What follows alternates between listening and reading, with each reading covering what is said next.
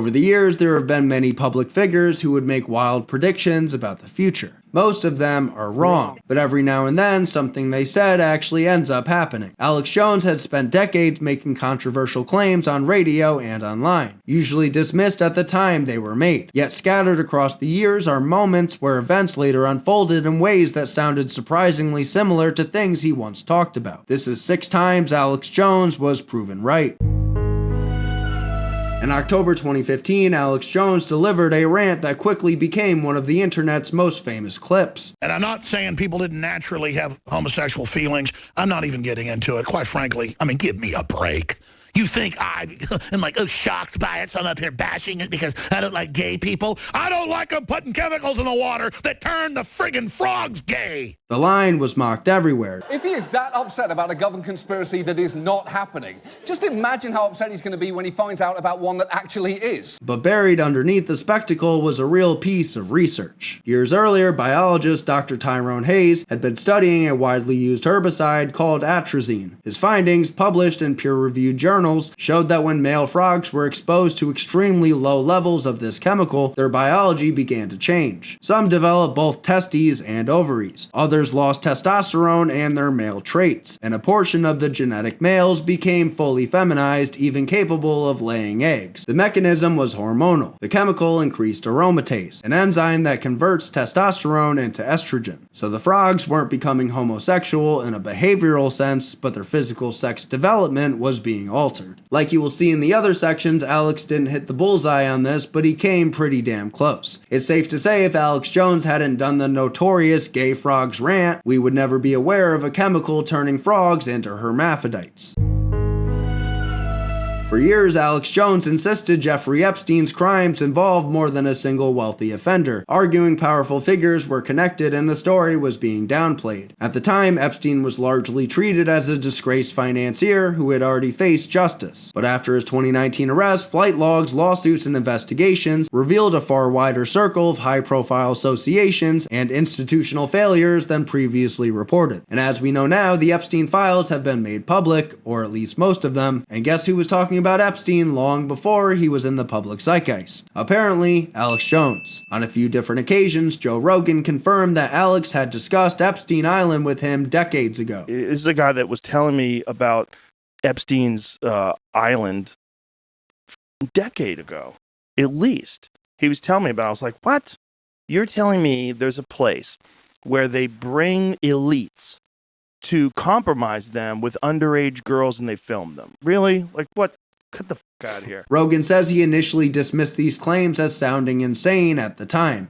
And then Joe went a step further and said Alex actually told him about this 20 years ago. You were telling me about Epstein and this island years ago.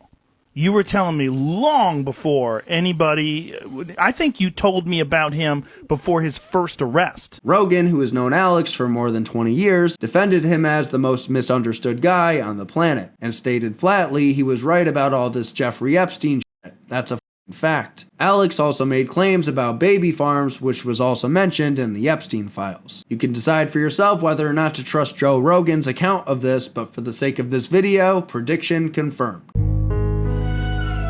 In the years after the September 11th attacks, officials repeatedly told Americans that surveillance programs were narrowly focused on terrorism suspects. Mass monitoring of ordinary citizens was widely dismissed as paranoia. Alex Jones disagreed. Throughout the late 2000s, he warned the government was quietly building the ability to watch and track everyday communications, what he described as a future Big Brother system hidden inside modern technology. At the time, those claims sounded extreme. Then, in June 2013, NSA contractor Edward Snowden leaked classified documents that changed the public understanding of surveillance overnight. The files revealed bulk collection of Americans' phone metadata. Programs like Prism gathering emails, video chats, and online data from major tech platforms, and massive storage systems designed to retain that information. The surveillance wasn't limited to specific suspects, it operated at population scale. In the end, Snowden didn't confirm every detail that Alex described, but it did show the government had built large-scale monitoring systems for ordinary communications, something many people had previously insisted was not happening.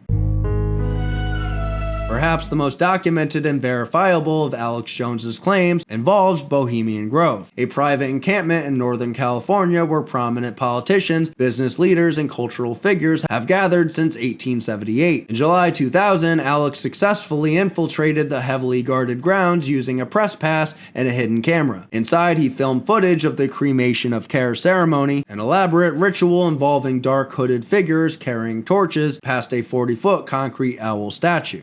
After escaping the sheriff's department, Mike and I traveled high into the hills to wait until dark and the beginning of the cremation of care ceremony.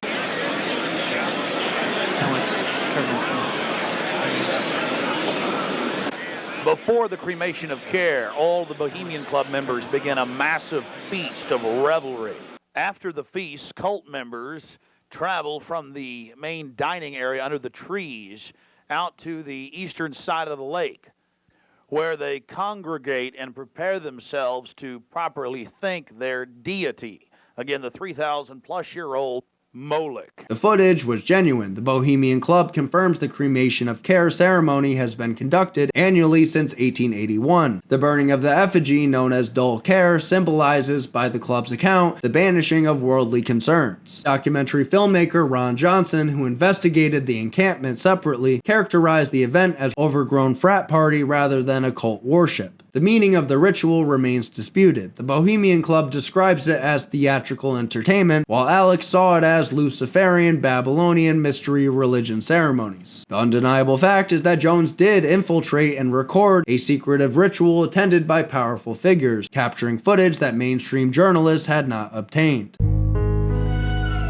In October 2021, months before tensions escalated into open warfare, Alex Jones made a specific prediction about a major conflict. Alex Jones predicted a major war would begin in February 2022. At the time, the prediction sounded extreme. While he specified China as the likely adversary, the core prediction of a major war beginning in February 2022 proved accurate down to the month. And on February 24th, 2022, Russia invaded Ukraine, launching the largest European conflict since World War II. The timing aligned with Alex's prediction, though the actors differed. Russia, rather than China, initiated hostilities.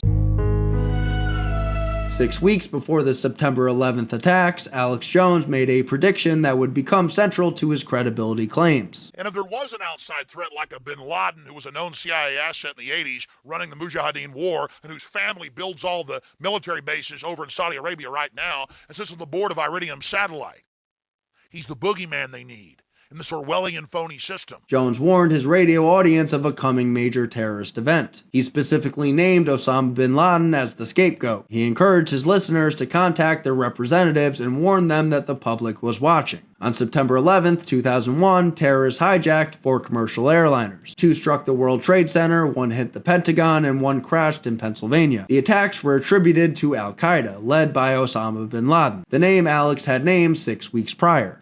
Again, I was on television saying that bin Laden's a CIA asset and looks like he'll attack New York. Saying, call Washington. The July 25th, 2001 broadcast is a documented event where Jones warned of a major attack and named bin Laden as the designated scapegoat. The core elements, a major attack, bin Laden being blamed, proved accurate. Now, I'm sure there's other predictions you thought should be in this, but the 6 claims we just talked about are the most factual, verifiable, and safe for my YouTube channel. I hope you enjoyed the video and subscribe for weekly videos.